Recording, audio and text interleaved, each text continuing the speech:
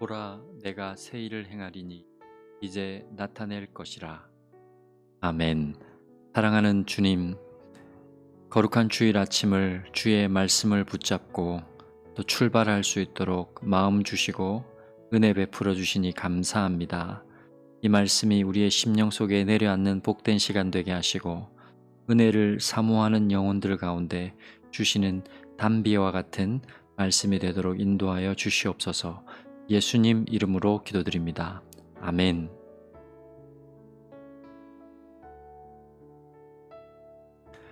할렐루야, 반갑습니다. 사랑하는 성도 여러분, 주말 밤 잘 보내시고 또 주일 아침 첫 시간을 하나님 앞에 드리는 여러분 한 분 한 분을 주님의 이름으로 축복하고, 또 하나님께서 그 마음을 보시고 또 오늘 우리 가운데에 주일 예배 가운데 특별한 은혜들을 허락하실 줄 믿습니다. 지금 이제 첫 시간인데요. 주일의 첫 시간인데 이 시간에 성령께서 들려주시는 귀한 음성들 듣고 또 우리 마음에 참된 평강이 자리 잡는 시간 되시길 바라고, 조금 후에 또 9시에 주일 예배를 통해서 만나게 될 텐데 그 예배 가운데 주실 은혜를 기대하시면서 나오시기 바랍니다. 제가 성경 공부하시는 분들에게 이렇게 자주 드리는 말씀인데, 예배는 예배 자체도 중요하지만 예배를 준비하는 과정이 중요합니다. 그 영적 전쟁이 그때 가장 강력하게 일어나고요.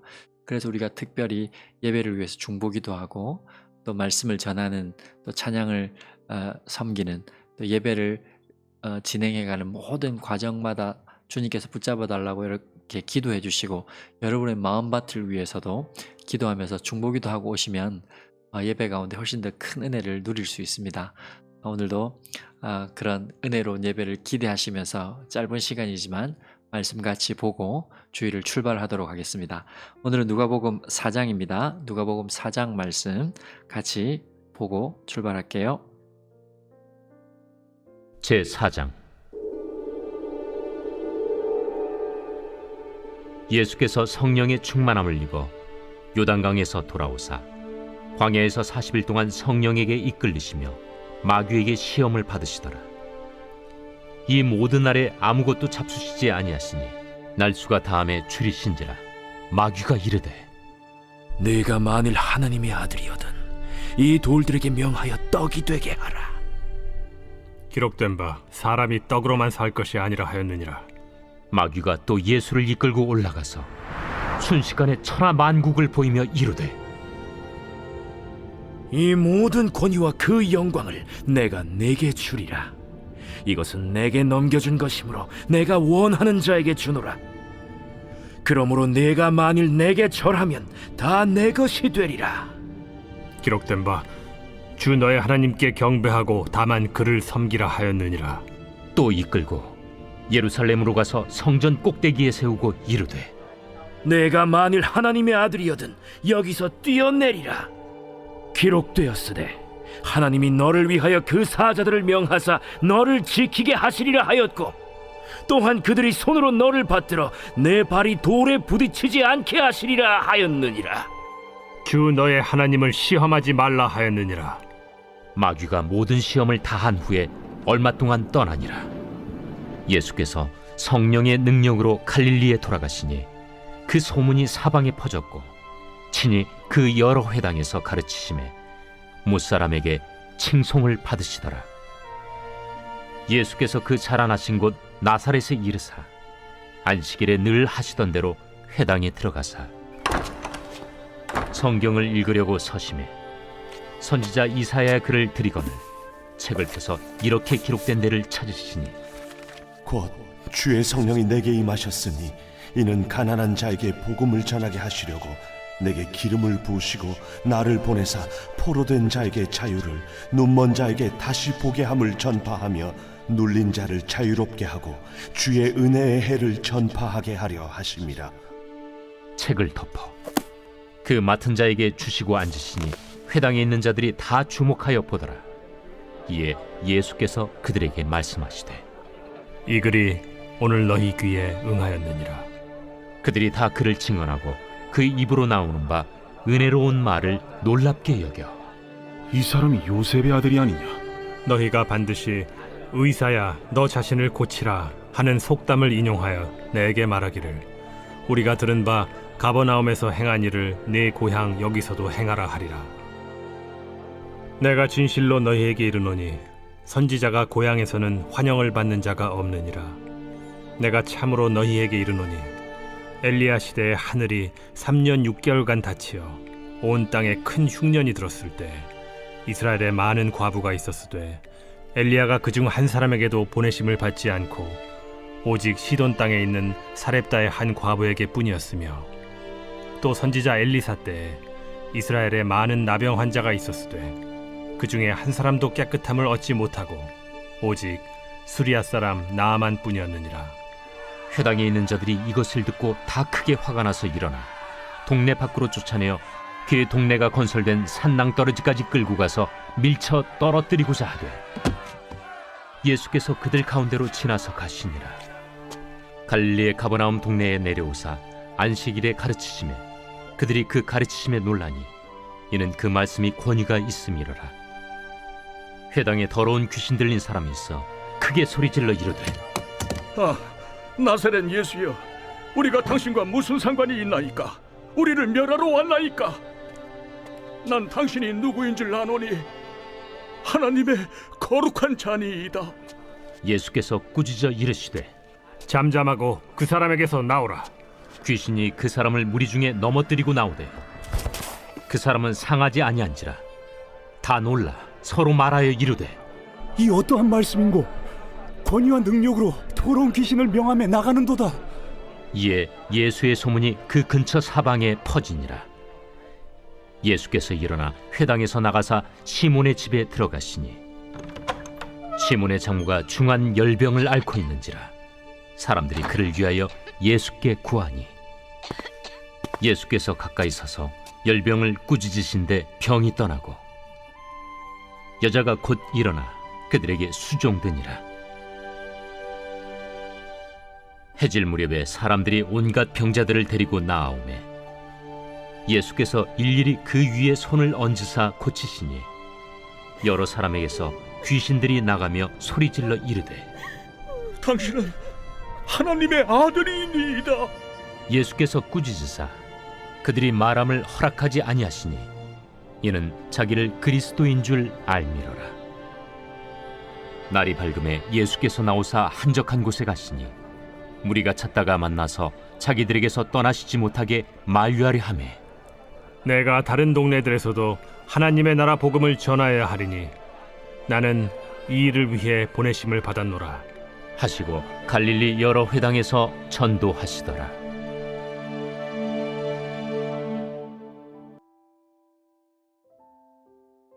아멘.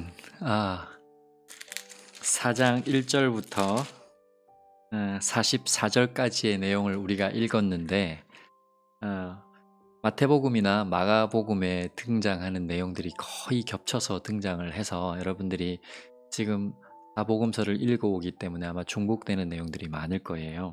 조금 표현이 다른 부분들이 있지만 거의 이렇게 중복되어서 예수님의 시험 받는 장면, 또 예수님께서 가르치시는 장면, 고치시는 장면, 그리고 예수님이 복음의 전파를 위해서 오셨다라는 그런 예수님의 오신 목적에 대해서 동일하게 이야기를 하고 있죠.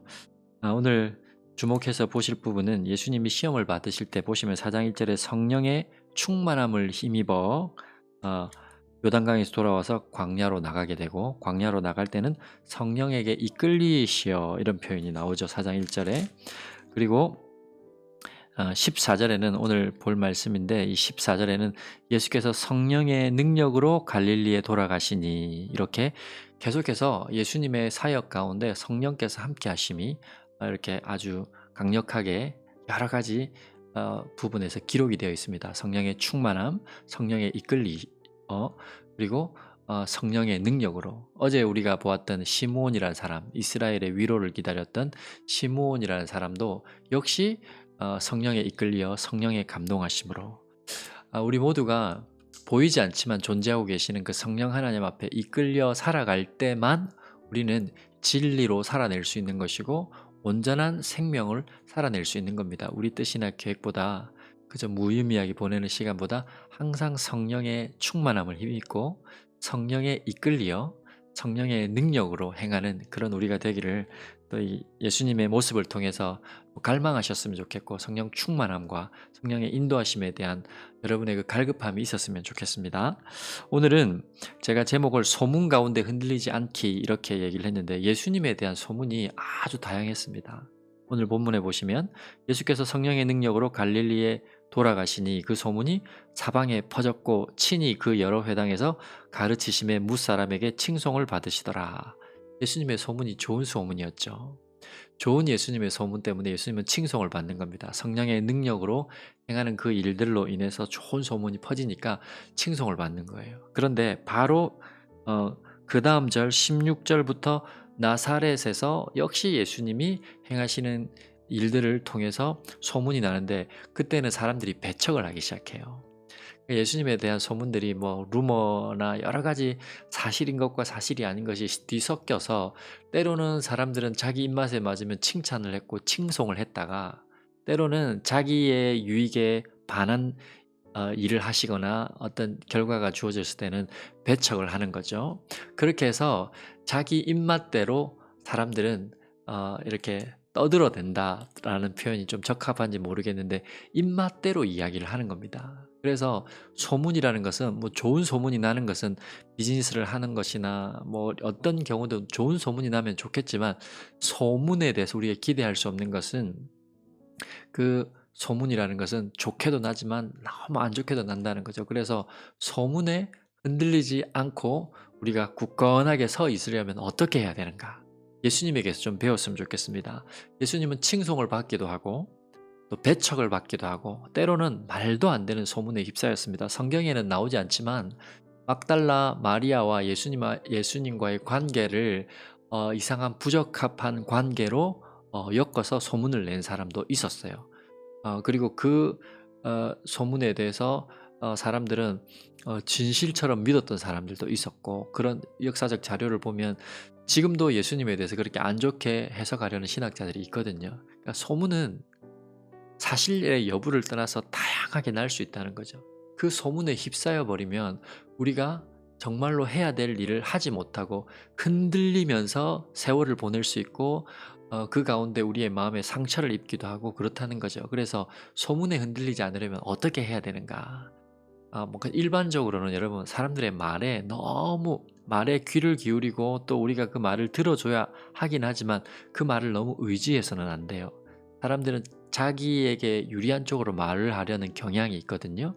그리고 좀 상대방에 대해서 좀 안 좋게 얘기하려는 성향들이 무리, 군중들에게는 좀 있어요. 그렇기 때문에 그 말을 의지하기보다는 우리가 팩트를 확인한 것, 내가 직접 보고 목격하고 경험한 일에 대해서 우리가 그래도 좀 신뢰를 해야지, 사람들의 말을 너무 사람들의 말에 소문에 좌지우지되어서는 안 되겠다.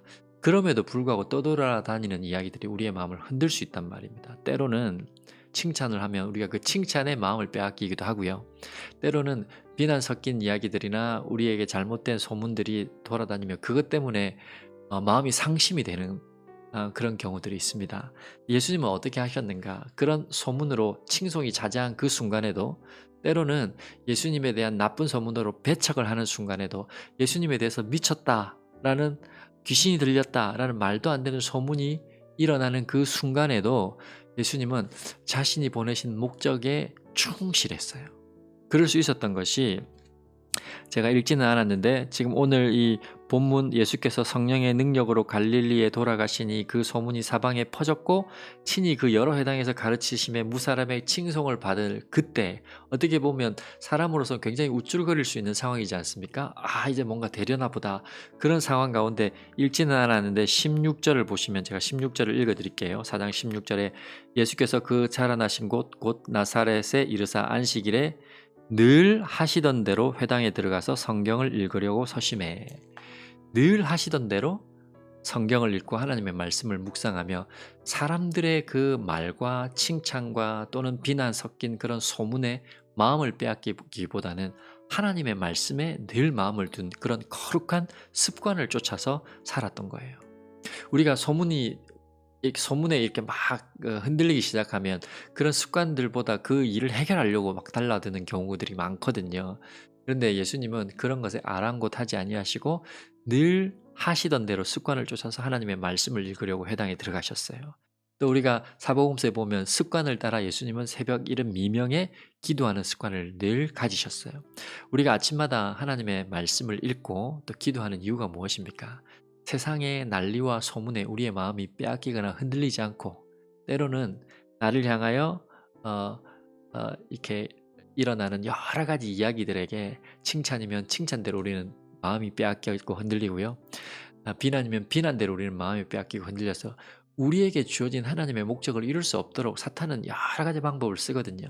그런 소문들에게 우리가 흔들리지 않고 칭찬 가운데도 교만해서 넘어지지 않고 비난 가운데도 낙심해서 쓰러지지 않을 수 있는 이유는 하나님께 집중하고 하나님의 말씀을 습관을 따라 쫓아가야 된다는 거예요. 그래서 말씀을 읽는 습관이 너무너무 중요해요.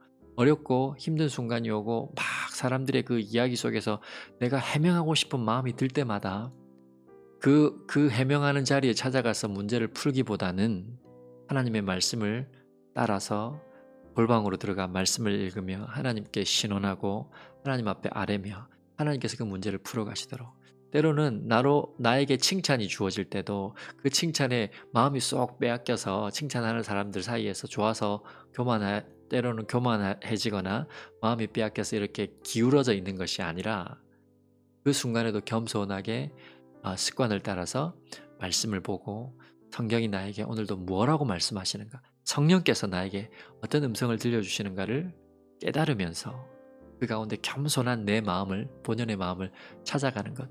그래야 우리가 소문에 흔들리지 않고 소문 때문에 낙심하거나 소문 때문에 교만하거나 그렇게 되지 않는 것이죠.